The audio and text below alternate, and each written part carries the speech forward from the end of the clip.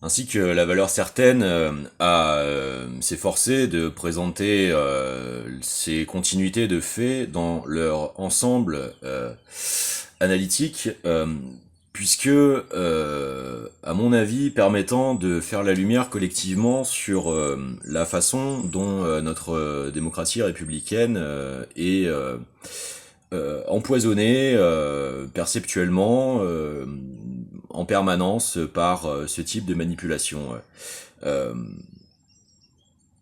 il est étrange de voir combien dès qu'il s'agit de la capacité opérationnelle de reconstitution d'une puissance publique, d'efficacité dans les domaines touchant à la désertification, sont aussitôt accompagnés de régression à l'abondant, à la perpétration d'actes de prédation d'êtres humains dans des disproportions totales. Comment cela semble être l'objectif de perdurations idéologiques tentant à tout prix par ces manifestations d'empêcher toute possibilité internationale de recentrement vers le co-développement pacifié, d'aménagement de la réalité des nécessités et besoins des régions attenantes, et comment cela semble être prolongé jusqu'à l'intérieur de la société française, en dehors de tout respect de la loi prévue, et des aspirations normalement les plus hautes philosophiquement du droit français, de continuer d'œuvrer en ce sens. Je ne peux m'empêcher de constater les résonances étranges entre les expériences personnelles que j'ai pu avoir au contact de personnes susceptibles d'être tenues dans des processus d'ensectarisation, car précisément se vantant à plusieurs reprises, exhibant matériellement des trousseaux de clés conséquemment constitués, semblant démontrer la possibilité d'introduction chez les personnes à leur insu, et donc j'ose poser en place publique la nécessité de commencer à questionner, vu la démultiplication d'affaires d'emprise et de reproduction de volontés d'emprise prédatives diverses via sédation ou profitant de moments sédatés. Parlons de l'affaire Pellico, parlons de l'affaire Le Squarneck, parlons de la fonction de continuum permanent d'effroi de l'opinion publique quant au respect des libertés fondamentales, y compris jusque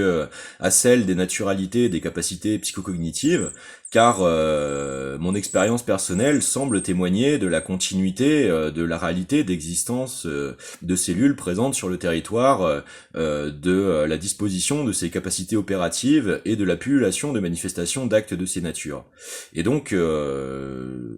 à ce titre, je pense que la façon de traiter cette pullulation abondante, sempiternalisée de faits divers de cette nature, à la lumière de ces éléments, car il me semble de plus en plus constituable comme des relations de cause à effet. Et voilà pourquoi il me semblait nécessaire, au-delà de ma personne stricte, de devoir faire état de la réalité de ces expériences en témoignant ouvertement et directement sur la place publique, car je pense que